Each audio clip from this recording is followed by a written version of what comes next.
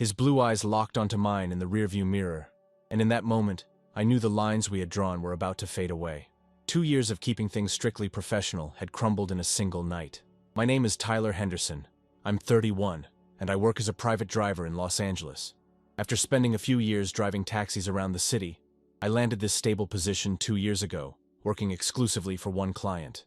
I've been living in a modest apartment downtown ever since I ended my last relationship. It's nothing fancy, but it's my refuge. Subscribe to the channel and leave a like to get access to more stories like this. People describe me as reserved, but I'm good at reading others. I have to be. When you spend hours driving someone around, you learn to anticipate needs, understand silence, and notice mood changes. It's more than just driving. It's taking care of someone without them even realizing it. My life is all about precise routines. I wake up at 5:30 a.m., take a shower, brew a strong cup of coffee, and put on my uniform, a crisp white shirt and a neatly pressed black suit. By 6:30 I'm already in the black sedan, checking that everything is spotless and working perfectly before picking up my boss. Check the link in the description right away. Alexander Reynolds' mansion in Beverly Hills is imposing. The guards at the entrance nod discreetly as I drive up to the main entrance. Right on time at 7, he steps out the door, always impeccably dressed in his custom suits. Alexander is 38 and is the CEO of a cybersecurity company he founded himself. He always carries a leather briefcase and rarely smiles in the morning. "Good morning, Mr. Reynolds," I say as I open the back door. "Good morning, Tyler. We have an important meeting at 8:30 downtown," he replies, already absorbed in his phone. The inside of the car has become my true office. While Alexander is in meetings, I sit in the parking lot reading or watching the city. Sometimes I wait for hours with the air conditioning cranked up during LA's scorching summer. The smell in the car, a mix of fine leather and his cologne, became as familiar as the scent of my own home. We rarely talk more than necessary. I know exactly how he likes the air conditioning, which radio station he prefers when he's not working, which is rare, and how he tenses up in certain traffic jams. I know his favorite restaurants and the schedule for all his recurring meetings. I know when he's having a bad day by the way he gets in the car and slams the door. My nights usually end late. Alexander often has business dinners that run long. In those moments, I wait in the car, watching the city lights of Los Angeles and feeling a strange loneliness. When I finally take him home, our eyes rarely meet. He's tired, I'm tired, and there's a silent understanding between us about our roles. "Thank you, Tyler. Good night," he says as I get out to open his door. "Good night, Mr. Reynolds. See you tomorrow." That had been our routine for 2 years until that Friday when everything changed. Alexander had an important meeting with Jonathan Parker, the CEO of a maritime shipping company. He was a potential client he had been courting for months. I waited 3 hours in the parking lot until I received a text message. "We closed the deal. I'm going to celebrate with Jonathan. You can go home. I'll let you know if I need you." That was unusual. Alexander rarely dismissed my services before the end of the day. Even rarer was seeing him celebrate. He wasn't the type to drink or socialize beyond what was strictly necessary for business. I drove home, took a shower, and was just about to order some food when my phone rang. It was Alexander. "Tyler, can you pick me up at the Marmont?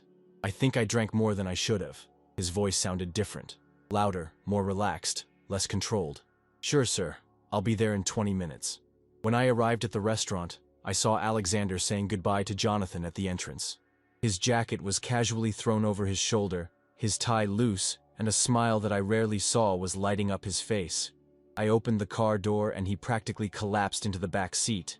"Tyler, my savior," he said, laughing. "Jonathan is a dangerous man with those tequila shots." Alexander Reynolds, the perpetually serious and controlled man, was drunk. It was like spotting a unicorn. "Heading home, sir?" I asked, trying to hide my surprise. "You know, Tyler," he said, ignoring my question, "you're the best driver I've ever had. Always on time. Always discreet." His eyes met mine in the rearview mirror. There was something different in that gaze, a vulnerability I had never seen before. "Thank you, sir. I'm hungry," he suddenly announced. "Can we stop to get something to eat?" I checked the clock, 11:40 p.m. "There's a 24-hour diner on the next corner," I suggested hesitantly. "Perfect. And you're eating with me." It wasn't a request, but it didn't sound like an order either. It was an invitation that broke all the unspoken rules of our professional relationship. I parked near the diner.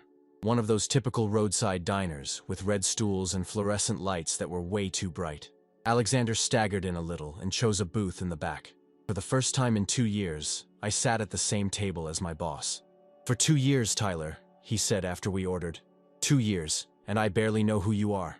You know everything about my life, drive me everywhere, but I don't even know if you have family, a girlfriend, or boyfriend." The question hung in the air between us. I felt my face heat up. "I don't have anyone at the moment," I replied, surprised by my own honesty. "I ended a long relationship before I started working for you."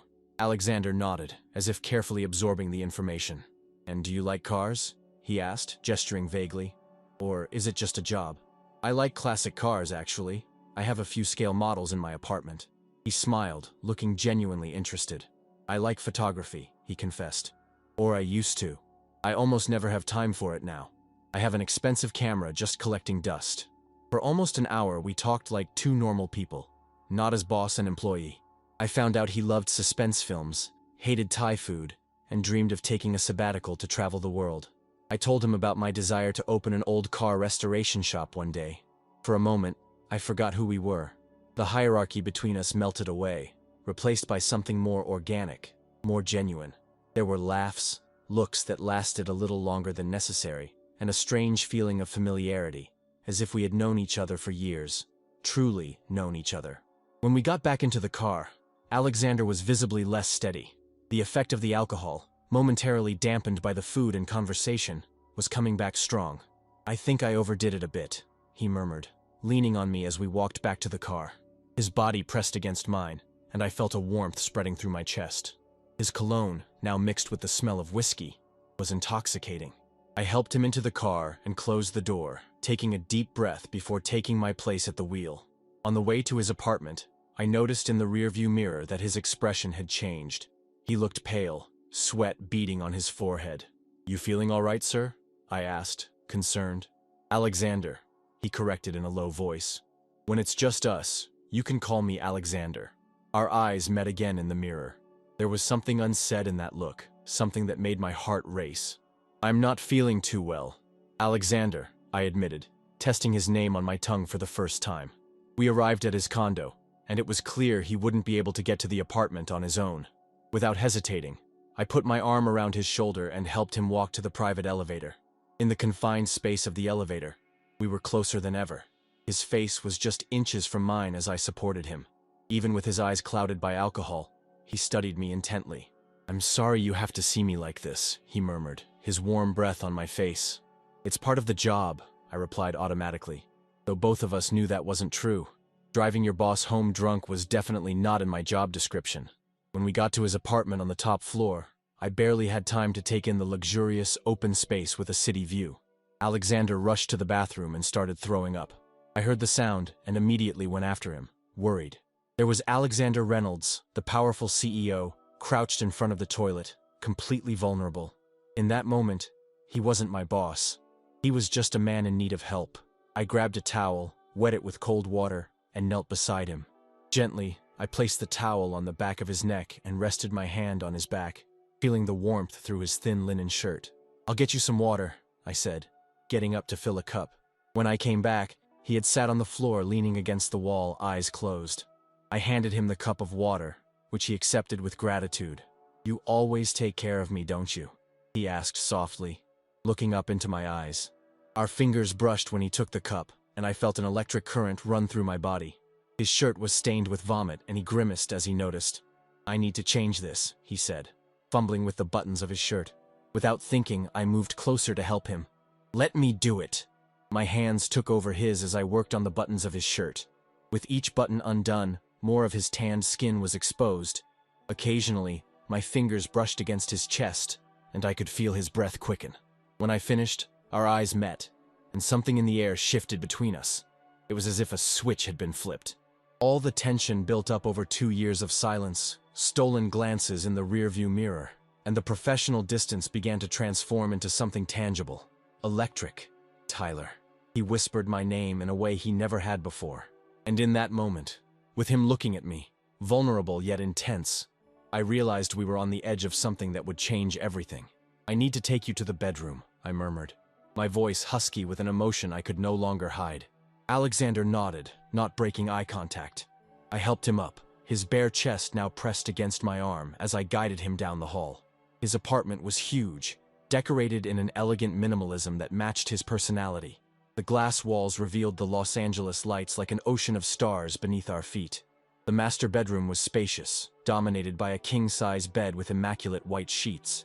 Carefully, I sat Alexander on the edge of the bed. "In the closet. Second drawer," he indicated, still a little woozy. I opened the drawer and found neatly folded t-shirts. I picked one in a dark gray and went back to him. Alexander raised his arms like a child waiting to be dressed, a gesture that contrasted so much with his usual controlled demeanor that I couldn't help but smile. I moved closer, holding the open shirt up to slide it over his head, when I felt his fingers gently wrap around my wrist. "Stay tonight," he whispered, his blue eyes fixed on mine. "Not as my driver." Those words made time stand still. 2 years of professional distance, of repressed desires and furtive glances in the rearview mirror, had culminated in this moment. My breath caught in my throat. "You sure?" I asked, giving him a chance to back off. In response, Alexander pulled me even closer until I was nestled between his knees. His hand slid up my arm to my face, and his fingers traced my jaw with an unexpected tenderness. I closed my eyes at his touch. When I opened them again, his face was even closer. "I've been thinking about this ever since you helped me into the car for the first time," he confessed. I let the shirt fall to the floor. My hands found his bare shoulders, feeling the warmth of his skin. Slowly, I leaned forward until our lips were only a few millimeters apart. I could feel his breath, a mix of mint from the toothpaste he had used after throwing up, and something that was uniquely Alexander. "This is going to complicate everything," I warned, giving us one last chance to stop.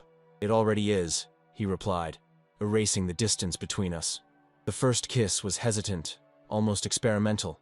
His lips were softer than I had imagined. And yes, I had imagined, thousands of times. The kiss deepened, and I felt his hands slide around my waist, pulling me to him with an urgency that made my heart race. His hands worked on the buttons of my shirt while mine explored his chest and back, memorizing every curve and contour of his body. When he finally removed my shirt, Alexander pulled away to look at me, his eyes roaming over my torso with an appreciation so evident I felt exposed in a way that went beyond physical nakedness. "You're even more handsome than I ever imagined," he confessed, his words sending a wave of heat through my body. He pulled me onto the bed, reversing our position so that I was lying on my back with him hovering above. The soft light of the city streaming through the windows created dancing shadows on his tan skin. Even despite the alcohol and his nausea, there was a predatory grace in his movements that left me breathless. Alexander leaned over to explore my neck, with kisses that trailed down to my chest. Each touch of his lips on my skin was like liquid fire. My hands tangled in his hair, burying myself in the dark strands as he continued his journey along my body. When his fingers reached for the button on my pants, they hesitated for a moment, his eyes silently seeking permission. "Please," was all I managed to say. With a surprising skill for someone who had just been drunk, Alexander freed me of the last piece of clothing that separated our bodies. The vulnerability of being completely exposed before him. This man I had only known professionally until a few hours ago should have made me uncomfortable. Instead, I felt an almost euphoric liberation. In a fluid movement, I reversed our positions, pressing Alexander against the sheets. It was my turn to explore his body, discovering the spots that made him catch his breath or let out small moans. I traced my hands over his defined abdomen until I found the button of his pants. With deliberately slow movements, I freed him from the last barrier between our bodies.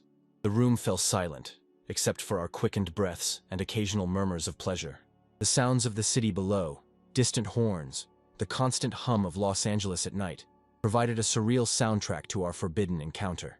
"Tyler," he whispered my name like a prayer as our naked skin finally touched completely.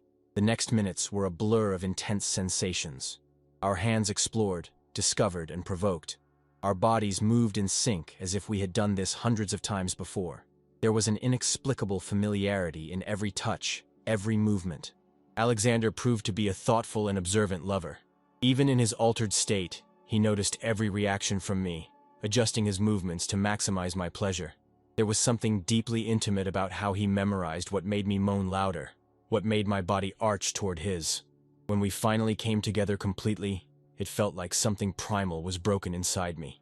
All the accumulated tension, every unreturned glance, every secret fantasy came together in that perfect moment of connection. Our synchronized breaths, our bodies moving as one entity, chasing pleasure with an almost painful intensity. Alexander kept his eyes on mine the entire time, an intimacy that went beyond the physical. It was as if he wanted to memorize every expression on my face, every staggered breath. His hands held my hips firmly, guiding our movements with a contradictory mix of gentleness and urgency. "I dreamed about this," he confessed between ragged breaths. "So many times." Those words pushed me closer to the edge. The thought of him secretly desiring me, just as I desired him, was intoxicating. Our movements grew more frantic, more desperate. I felt the tension building inside me like an approaching storm. Alexander noticed I was close and intensified his movements, his eyes never leaving mine. When I finally reached my peak, it was with his name on my lips. Not Mr. Reynolds, but Alexander, a name that now meant something entirely different to me.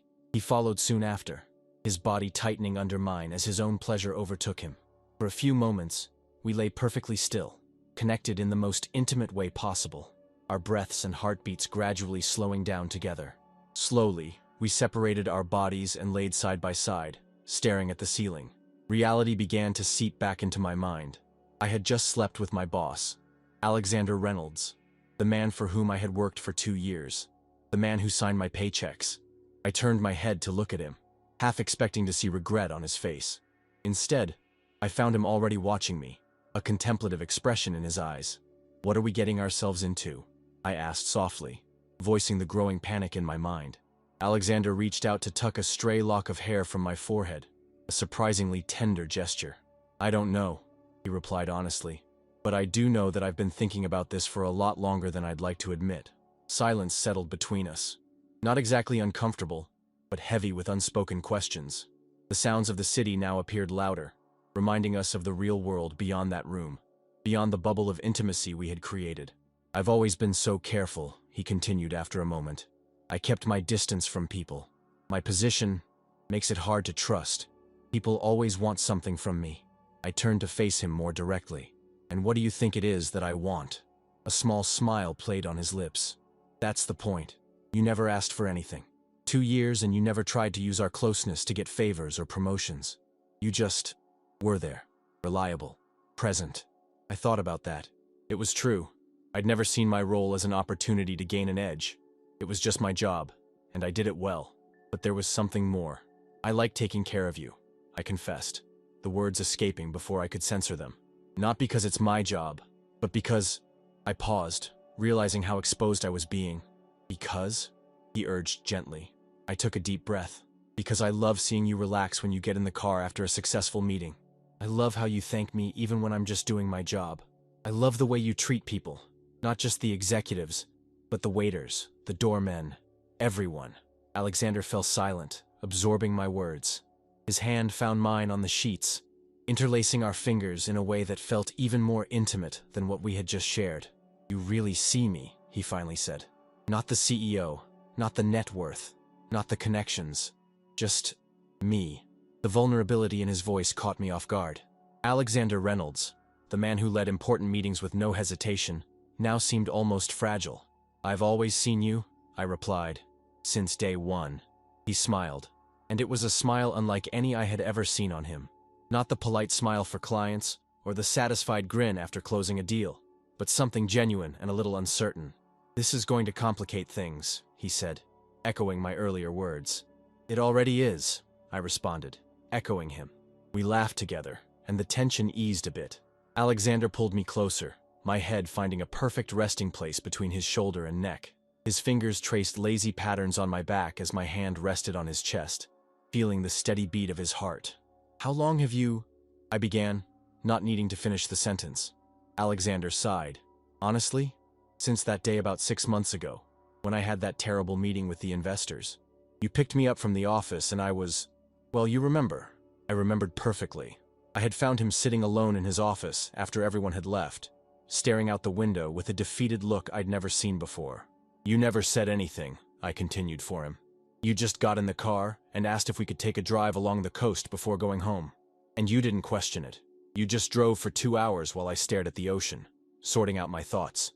When I asked if you needed to go back, you said your time was mine. It was my job, I protested softly. No, it wasn't, he contradicted. Your job was to take me from point A to point B. What you did was more. It was that night that I realized there was something different about how I felt around you. We sat in silence for a few moments, absorbing the revelation. My mind replayed thousands of interactions, now looking at them in a new light. The glances that lingered a bit longer, the occasional questions about my well-being, the times you insisted I grab a bite while waiting for you. And what about you? He finally asked. I smiled against his neck. Since day one. Liar, he laughed, pulling me in closer. Okay, maybe not exactly day one, I admitted, but pretty early on. You offered me water in the car during a particularly bad traffic jam. It was such a small gesture, but I realized you were different from the other executives I'd driven for. Bottled water, my ultimate seduction technique, he joked. I laughed, but then grew serious again. And now, what happens when the sun rises? I felt his body tense slightly beneath mine. That was the question that had hovered between us since the moment our lips first met. What would this mean for our professional relationship? For our lives? I don't know, he replied honestly. I've never been in a situation like this before. Neither have I. I've always been so careful about keeping my professional and personal lives separate, he continued. I've never gotten involved with anyone from work. Technically, I don't work for your company, I observed. I'm an independent contractor. Alexander laughed softly. You're looking for loopholes in the corporate code of ethics, Mr. Henderson? Just exploring every possibility, Mr. Reynolds, I replied, smiling against his skin. We fell silent again. The weight of the implications of what we'd done hung over us. But somehow, lying together in the dark, it seemed manageable. As if we could work out any complications, as long as we were connected. I'm thirsty, Alexander finally said, his body still showing signs of the dehydration caused by alcohol. And I need some painkillers. This hangover is catching up with me. I got up, suddenly aware of my nudity. I'll get you some water and medicine. His eyes roamed over my body as I looked for my underwear and pants. It's quite a sight, he commented with a lazy smile. I blushed, still unaccustomed to this new dynamic between us. I dressed quickly and headed to the kitchen. The apartment was impressive, all in shades of gray, black, and white, with dark wood accents. The kitchen was minimalist and impeccably organized. I found some cups in a cabinet and filled 2 with water. After some searching, I found the painkillers in a bathroom drawer. When I returned to the bedroom, Alexander was sitting on the edge of the bed, still naked, gazing out the window at the city. Seeing him like this, completely exposed, vulnerable, far removed from the polished image he presented to the world, made my heart squeeze in a way I wasn't prepared for. Here, I offered the pills and water, sitting down beside him. Thank you, he said, taking the medicine.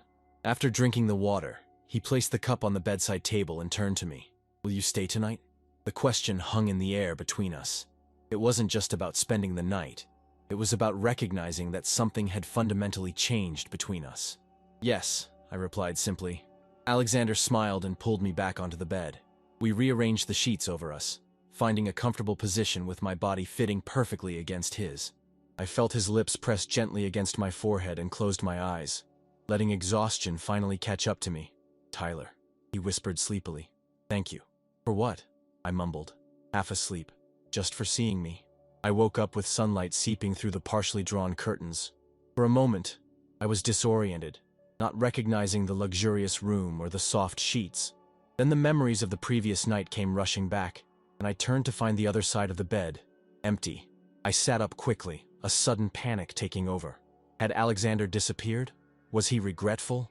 My mind raced with possibilities, none of them particularly comforting. Then I heard sounds coming from the kitchen, the soft clinking of cups and the unmistakable aroma of fresh coffee. I put on the clothes from last night, trying to smooth them out as best I could, and hesitantly walked toward the kitchen. Alexander stood with his back to me, wearing nothing but sweatpants, preparing coffee. The morning light bathed his golden skin, highlighting the muscles on his back that I had explored just hours before. He must have sensed my presence because he turned before I could say anything. For a moment, we just looked at each other. I, nervous about what this new day meant. Him, with an expression I couldn't immediately decipher. Good morning, he finally said, his voice a little huskier than usual. Coffee? Sure, please, I replied, cautiously approaching the kitchen counter. Alexander poured 2 cups of coffee and offered one to me. Our fingers briefly brushed during the handover, and I felt that same electric jolt from the night before. He noticed my reaction and smiled softly. Still works in the daylight, he commented. I took a sip of the coffee to hide my discomfort. It was perfect, strong and unsweetened, exactly how I liked it. Of course, he would know how I took my coffee. He'd probably seen me buy it hundreds of times over the years. About last night, I started, feeling that we needed to confront the elephant in the room. Alexander raised a hand, stopping me. Before you say anything, I want to make one thing clear. It wasn't a mistake. At least, not for me. A wave of relief washed over me. Not for me either, I confessed. He nodded, taking another sip of his coffee. A brief expression of pain crossed his face, the hangover clearly still lingering. But it complicates things, he continued, returning to our conversation from the previous night. I'm your employer. There are ethical implications. I know, I agreed. It's complicated. Alexander set his cup on the counter and came closer until our faces were just centimeters apart. Without the heels, without the driver's seat between us, our eyes were nearly level. Tyler, I need to be completely honest with you, he said, his voice taking on that serious tone I usually heard during his important business calls. I have feelings for you. Feelings that go beyond physical attraction. I'm not exactly sure when they started, but they've been there for months. His straightforward confession caught me off guard. I'd expected a discussion about discretion, about keeping up appearances at work. I hadn't expected this raw vulnerability. Me too, I admitted, my voice barely a whisper. For a long time, Alexander smiled, a smile that lit up his eyes in a way I hadn't seen in a long time. He reached out and gently touched my face. So the question is, what do we do now? The question hung between us like a heavy cloud. What were we going to do now? How would we turn this unexpected connection into something that could exist in the real world, beyond the walls of this apartment? I can't keep being your driver, I said after a moment of reflection. Not after this. A shadow passed over Alexander's face. Because you're regretting it? No, I replied immediately, setting my cup on the counter so I could hold his hands. Because I can't imagine going back to that old dynamic. Opening the door for you, calling you Mr. Reynolds, pretending I don't know what your skin tastes like. His eyes widened at my words, and I saw his breathing pick up slightly. I don't want you to leave my life, he said, squeezing my hands. I've spent too much time denying what I feel for you. The morning sun flooded the kitchen, bathing us in a golden light that felt almost symbolic, highlighting truths that had long been hidden in shadows. What if I worked in another department in your company? I suggested, trying to come up with a solution. Something that wouldn't involve daily direct contact? Alexander shook his head slowly. I'd still be your boss, technically. The power imbalance would still be there. So what do we do? I asked, a hint of frustration in my voice. Because I'm not willing to pretend that nothing happened. A small smile curved on his lips. I have some ideas. He led me to the tall stools by the kitchen counter, and we sat facing each other, still holding hands, as if afraid that once we let go, the reality of the previous night could all vanish. I've been thinking about expanding the company, he began. Opening a division for executive transportation services, private drivers, corporate fleet management, that kind of thing. I blinked, surprised by the change in topic. Okay? I'd need someone to manage this division.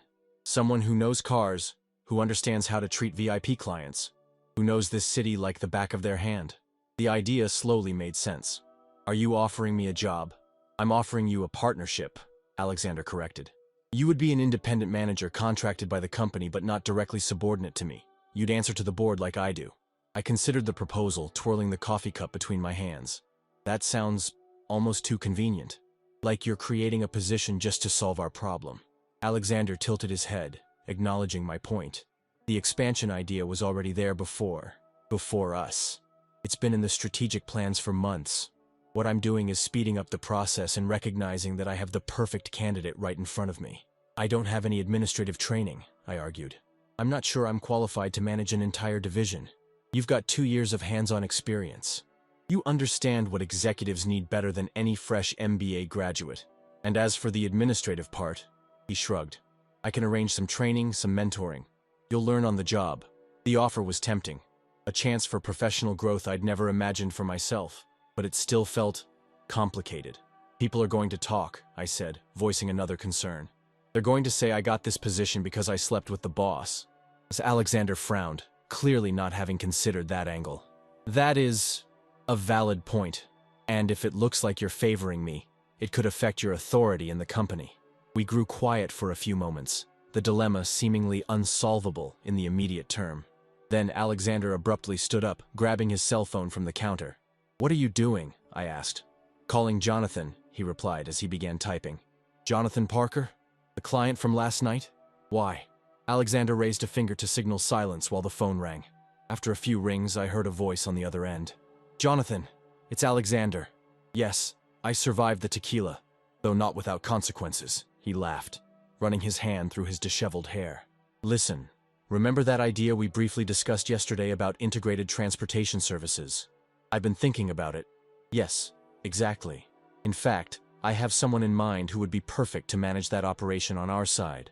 I watched, fascinated, as Alexander, even with his hangover and wearing nothing but sweatpants, transformed back into the sharp businessman I knew.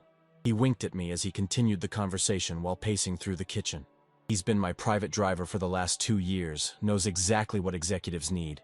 Yes, exactly. Hands-on experience.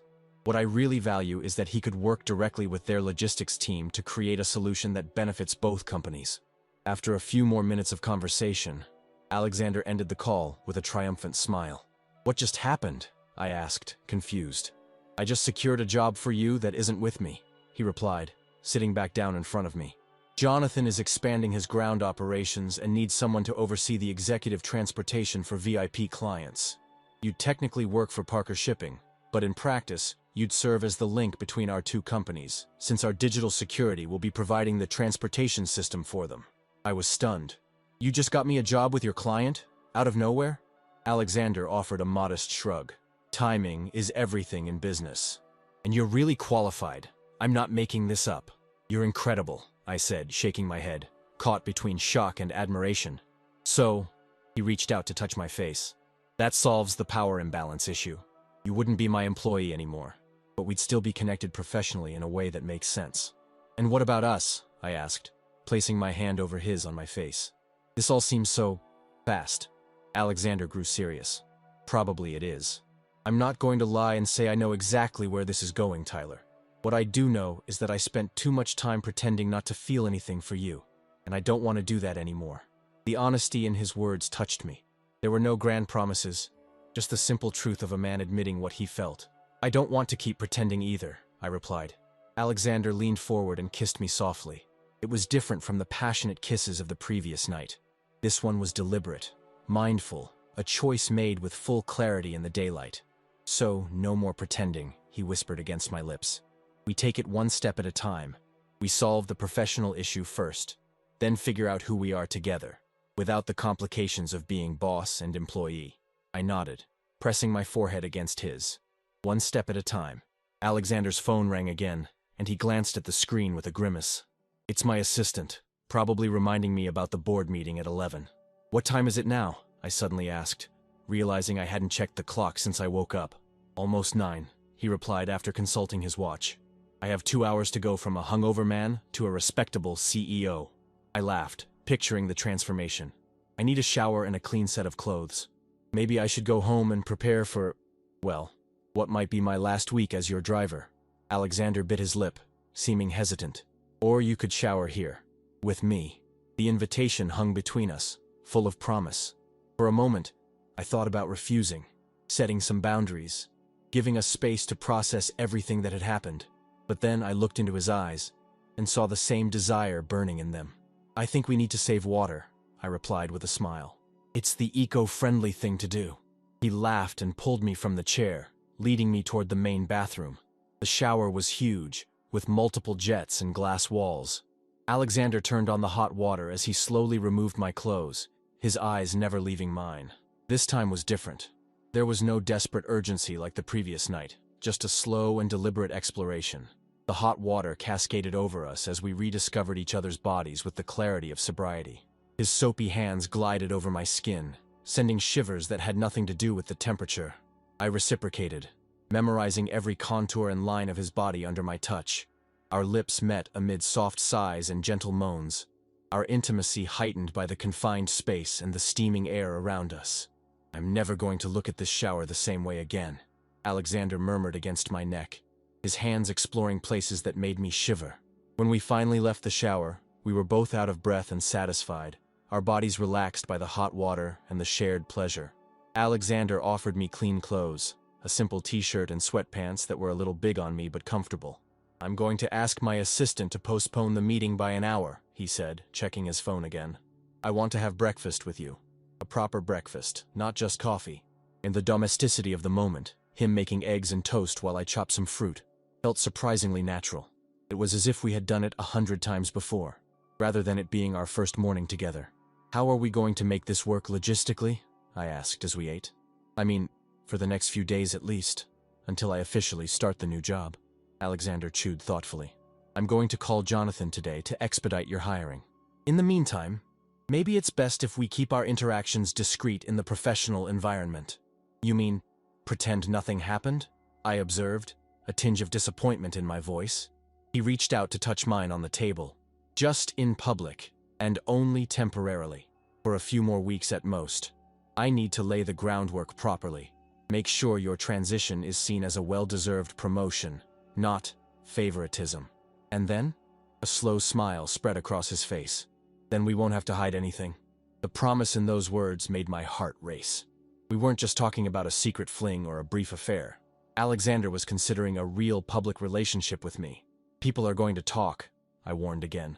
"Let them talk," he replied with a confidence he didn't have just hours before. "I'm 38, Tyler. I've spent too much time worrying about what others think, sacrificing my personal happiness for the corporate image." I looked at our interlaced fingers on the table, feeling an unexpected rush of emotion. "Personal happiness, huh?" Alexander looked at me with an intensity that took my breath away. "Yes.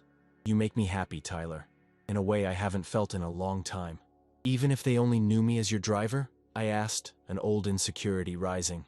"I know you far better than you imagine," he said softly. "I know how you hum along when you think no one's listening. How you always keep an extra water bottle for me on hot days. How you care for your mom and call her every week. Yes, I've heard those conversations when you thought I was busy with work calls." I blushed, surprised at how observant he had been. "And I thought I was the only one paying attention. I think we've been watching each other more than we were willing to admit," he said with a smile. Time passed all too quickly, and soon Alexander had to get ready for his meeting. I watched him transform back into the immaculate executive I knew so well. Hair perfectly combed, suit spotless, posture confident.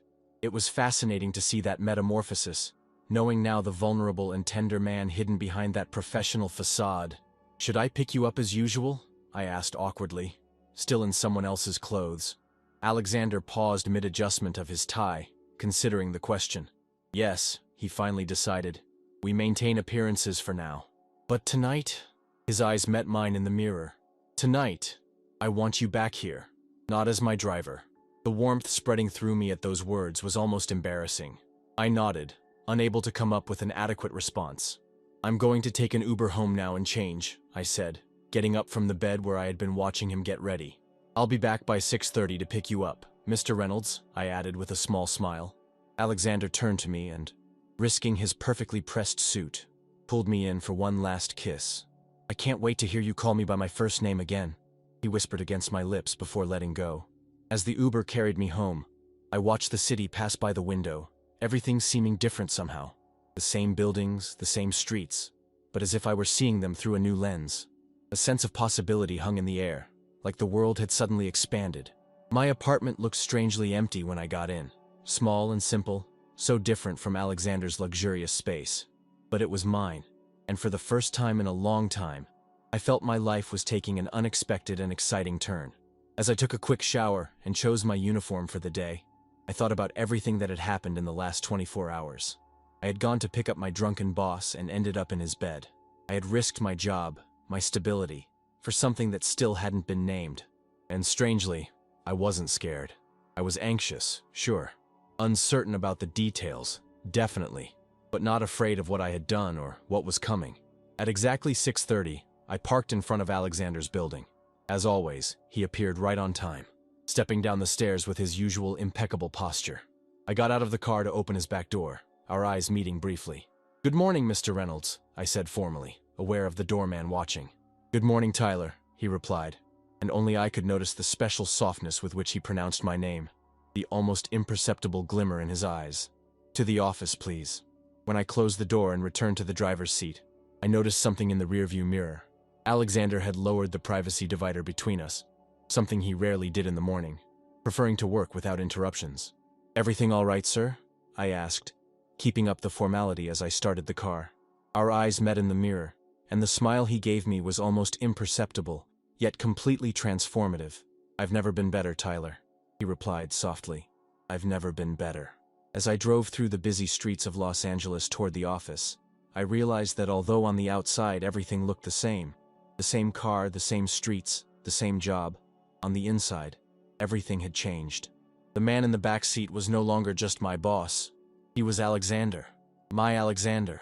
And as I watched the city wake up around us, I thought about how sometimes the deepest changes begin in the most unexpected moments. A closed deal, a rare celebration, a drunken boss in need of help. Check the link in the description right away. Sometimes you find love in the most unlikely places. Sometimes it's sitting in the back seat of the car you drive every day. And sometimes, when you have the courage to cross the lines you drew yourself, you discover that on the other side, there's an entire world waiting for you. If you've ever felt that fate was quietly working in your favor, even in the most improbable moments, you know exactly what I'm feeling right now. This story, my story, is still unfolding, and for the first time, I don't know where the road leads. All I know is that I'm not driving alone anymore. Leave a like if you believe that love can appear when you least expect it, and subscribe to follow the upcoming chapters of this unexpected journey that has only just begun.